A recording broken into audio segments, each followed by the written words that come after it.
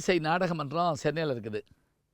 அதனுடைய தலைவராக தேவா அவர்கள், செயலாளராக நான் போயிருந்தபோது இருந்தவங்க வந்து குமாரி சச்சி அவர்கள். நான் என்ன ஒரு நிகழ்ச்சி கூப்பிட்ருந்தாங்க.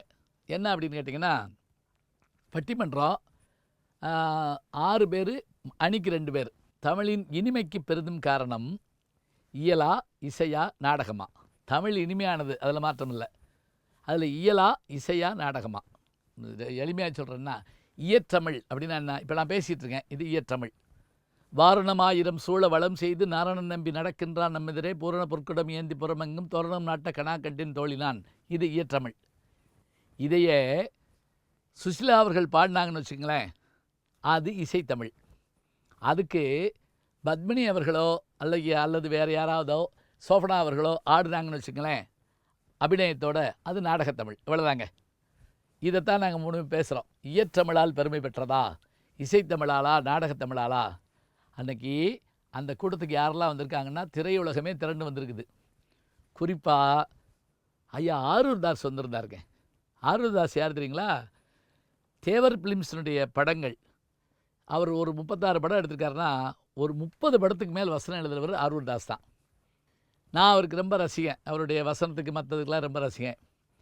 சரி, இதில் நான் சொல்ல வந்த விஷயத்தை பாருங்கள். இயல், இசை, நாடகம், இதில் நான் பேசிட்டு வர்றேன்.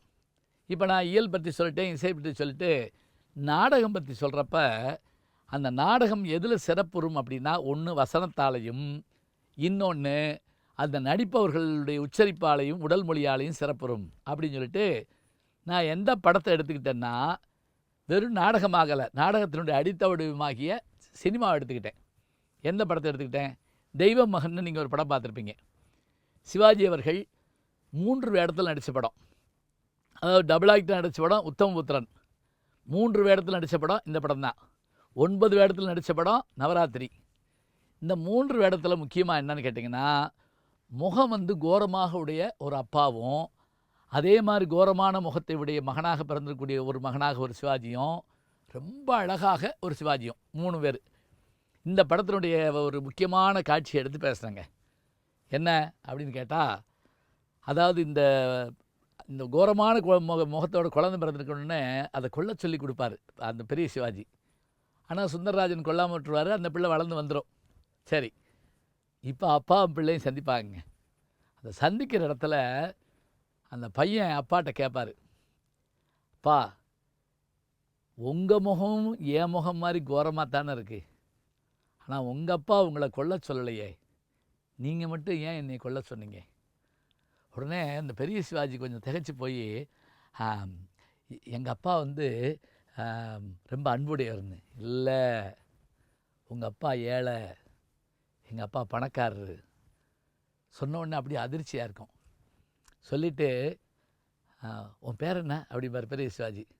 நீங்கள் சொல்லி தெரிஞ்சுக்கிற வேண்டிய பேரை நான் சொல்லி தெரிஞ்சுக்குங்க, கண்ணன் அப்படிம்பார்.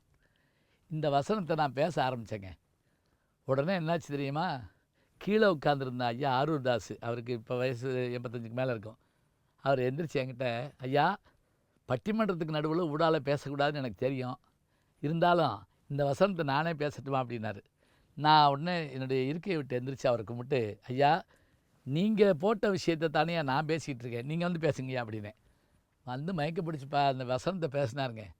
வசனத்தை பேசுகிறப்ப நம்ம படத்தில் பார்த்தோம் இல்லையா 2 சிவாஜி பேசுகிறது, அந்த 2 சிவாஜி பேசுகிறது ஆரூர் தாஸினுடைய ஸ்டைலில் தான் அவர் பேசுகிறாருங்கிறத நான் கண்டுபிடிச்சேங்க.